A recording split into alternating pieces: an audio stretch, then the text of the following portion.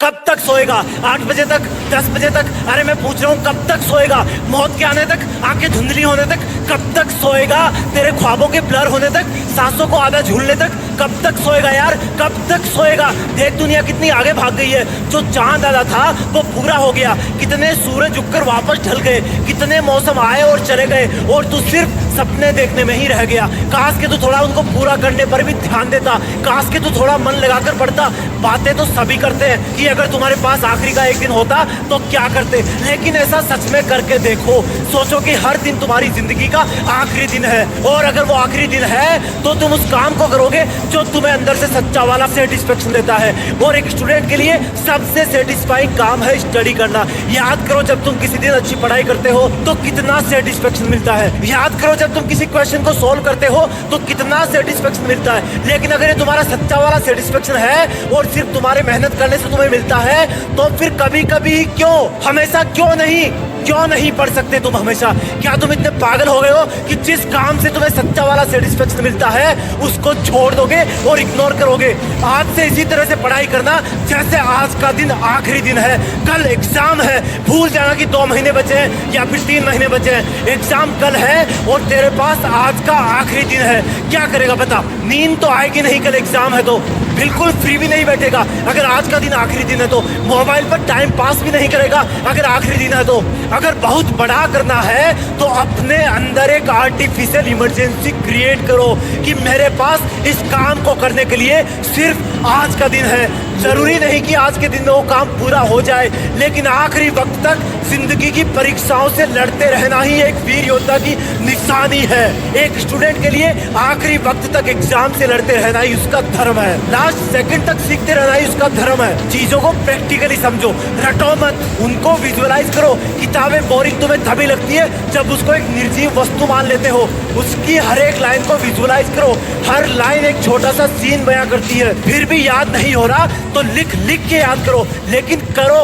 ये पढ़ाई की एग्जाम जिंदगी की सबसे छोटी और पहली एग्जाम है, जिसके बाद लाइफ में एग्जामों की लाइन लगी हुई है। हर एग्जाम का लेवल बढ़ता जाएगा और वहां से किसी दिन पीछे देखोगे तो पाओगे कि ये पढ़ाई वाली एग्जाम तो सच में बहुत छोटी सी थी। फील करो जब तुम पास होकर अगली क्लास में चले जाते हो तो पिछली क्लास की पढ़ाई तुम्हें कितनी आसान लगने लग जाती है। यही चीज लाइफ में होती है। पढ़ाई की एग्जाम को क्रॉस कर जाओगे तो ये भी छोटी लगने लगेगी, लेकिन इसके लिए तुम्हें एग्जाम वाला लेवल अच्छे मार्क्स से पार करना होगा। भले ही मेरिट में ना आ पाओ, भले ही फर्स्ट रैंक पर ना आ पाओ, लेकिन अच्छे मार्क्स आएंगे तो फ्यूचर वाली जिंदगी के एग्जामों में कॉन्फिडेंस बहुत रहेगा, क्योंकि तुम्हें पता होगा कि तुम बहुत मेहनत कर सकते हो और हर मुश्किल से लड़ सकते हो।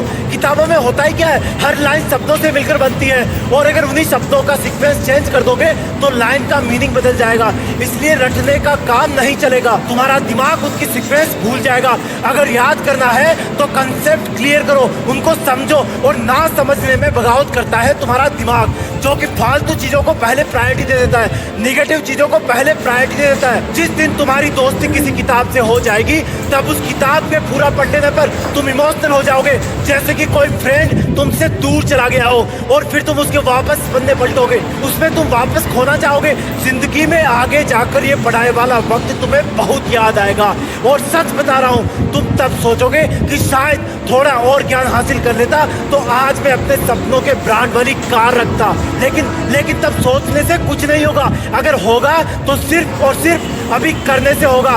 सीखो, आगे बढ़ो और जिंदगी की चुनौतियों से लड़ने के लिए ज्ञान का एक मजबूत कवच तैयार करो। अपनी औकात इतनी बढ़ाओ कि जिस इंसान से तुम 2 मिनट बात करने के लिए तरसते हो वो फ्यूचर में तुमसे 2 मिनट मिलने के लिए अपॉइंटमेंट लेकर आए। पढ़ाई यही तुम्हारा सबसे बड़ा हथियार है। इसको सही तरीके से यूज करना जान लिया तो समझो सब जान लिया। एग्जाम कोई भूत नहीं है जो तुम्हें खा जाएगा। जवाब देने से तब तक मत रुकना जब तक तुम सेटिस्फाई ना हो जाओ। रफ्तार से लिखना, अभी से लिखने की प्रैक्टिस करना। जब लिखो तब ऐसा लगे कि यही है असली टॉपर। ये पेन तुम्हारी तलवार है और पेपर तुम्हारा दुश्मन। ये आंसर शीट तुम्हारा जंग का मैदान है। तुम्हारे पेन को पेपर से से लड़ने के लिए एक सेकंड भी मत रोकना। आंसर शीट्स के जंग के मैदान में रंग भरते रहना। जब तुम्हें लगे कि कोई क्वेश्चन नहीं आ रहा तो उस पर टाइम वेस्ट मत करना।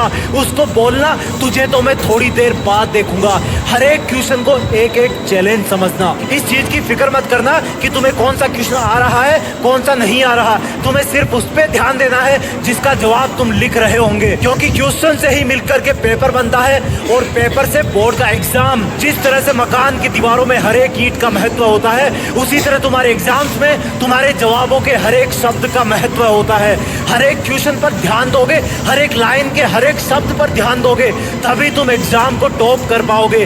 कोई बगल वाला तुमसे तेज भाग रहा हो तो मन ही मन बोलना कि जो मकान जल्दी जल्दी बनाया जाता है उसमें गलती रहने के चांस भी ज्यादा रहते हैं। अगर बगल वाले को तुमसे ज्यादा क्वेश्चन के जवाब पता हो तब ध्यान देना सिर्फ उन्हीं प्रश्नों के उत्तर पर जो तुम्हें बहुत अच्छे से आते हैं। तुम्हें कॉन्फिडेंस किसी भी हालत में कम नहीं करना है। अगर एक बार बैक फुट में चले गए तो टाइम सट से भाग जाएगा। अगर कॉन्फिडेंट रहे तो ये एग्जाम तुम्हारे लिए 2020 मैच का काम करेगा और तुम इसमें सेंचुरी मार दोगे। चाहे कोई कितना भी पढ़ ले, एग्जाम वाला कॉन्फिडेंस ही मार्क्स पर असर डालता है।